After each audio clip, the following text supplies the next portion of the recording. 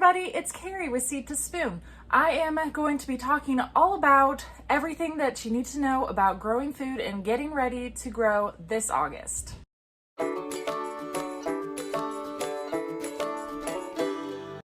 Growing food in the fall is one of our very favorite times to get started, and I will tell you why. There are a lot fewer pests, which is a huge deal in the gardening world.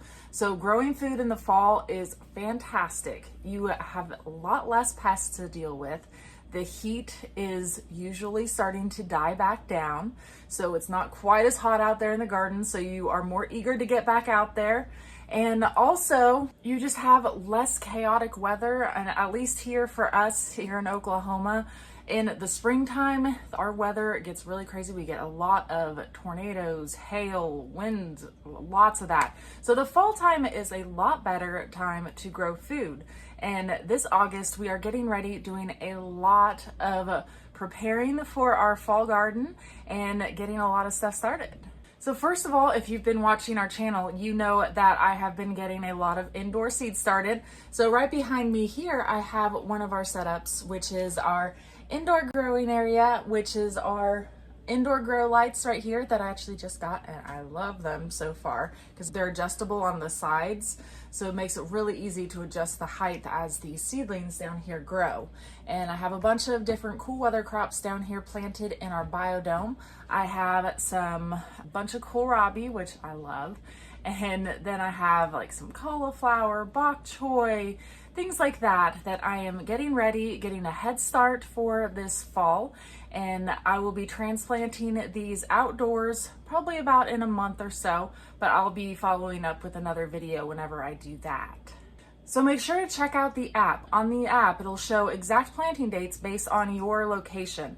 So it'll let you know if it's time for you to go ahead and plant some of these indoors. Some places it might be time for you to plant indoors. Some places it might be good for you to plant outdoors already. So make sure you check out the app because it's personalized towards you and it'll give you exact planting dates based on your location.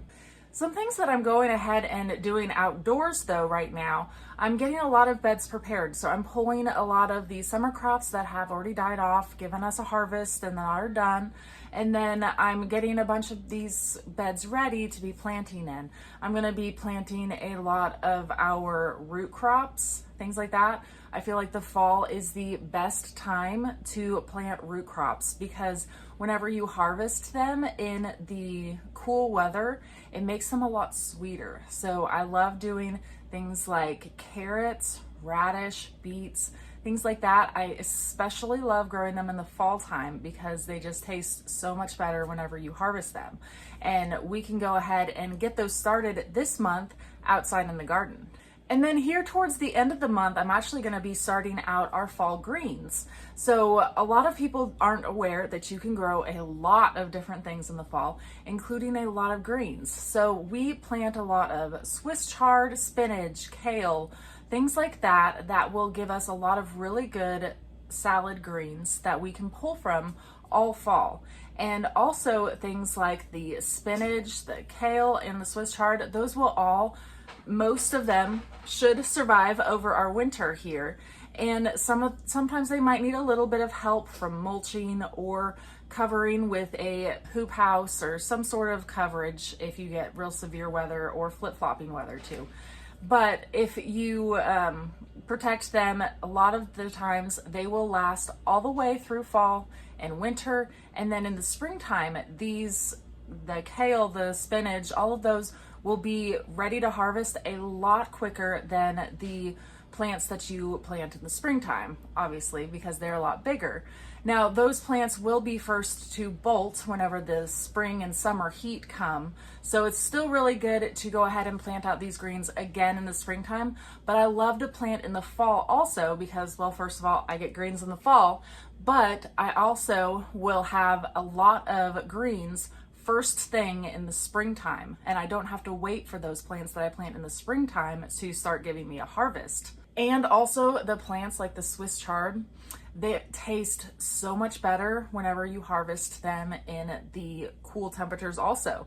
So just like the root crops. So whenever you go and harvest the Swiss chard, the kale, all of it, It tastes so much better whenever you are harvesting in the cool temperatures.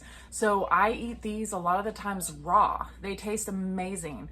And one of my favorite things to do is wait until those leaves get a little bit bigger and I can cut them and use them as a tortilla replacement in the kitchen. And it tastes so good. You definitely needed to give it a try. This month, I'm also going to be going ahead and planting out some peas along our trellises that we have. So that way I can get some peas going for the fall.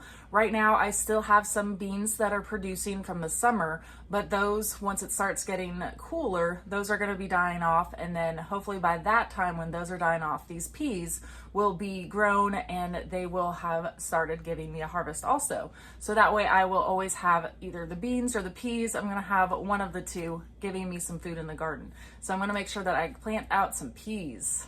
And then really big this month too is just continuing to harvest a lot of our zucchini, our cucumber, our tomatoes and peppers, all of those. They're continuing to give us a huge harvest. So we're going through and we're harvesting those, eating them as they come in. And if you need some good ideas on how to go about eating a lot of that food, I actually have a bunch of recipes on the app. Under the more section, it will show you recipes, and those are some that we use that are tried and true from our kitchen, especially zucchini, because there was especially one summer that we just had a whole bunch of zucchini, just overwhelmed with zucchini. So I made like every recipe I could find, and I have a bunch of them on there too that are really, really great that you definitely need to be trying. So make sure you check those out. So because I'm getting so much harvest from the garden, I definitely can't just eat it all right now. So I am going through and preserving a lot of these things as well. One of our favorite ways to go about doing that is just by freezing.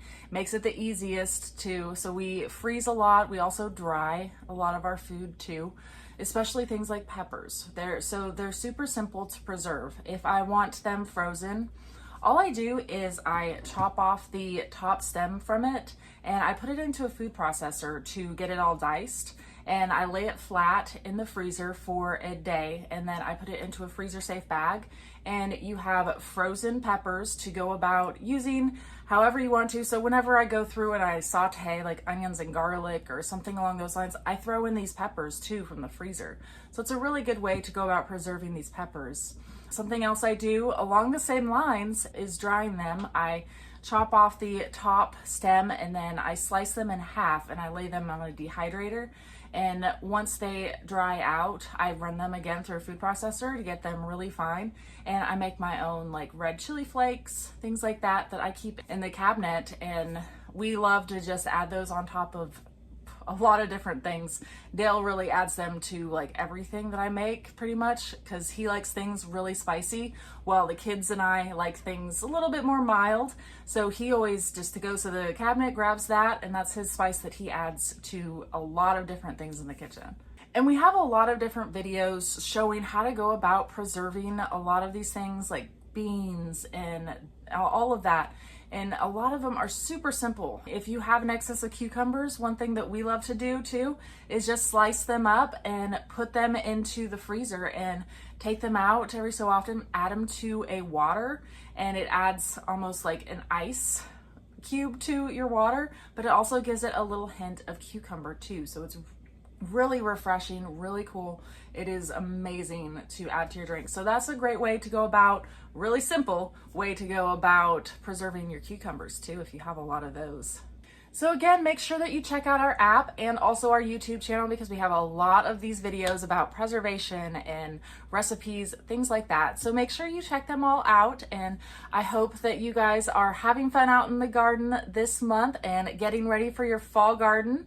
If you guys have any questions as you're getting ready for the season, let me know and I will get back with you and I will make another video more in depth about answering your questions. Thank you all so much for watching, and we'll see you next time. Bye.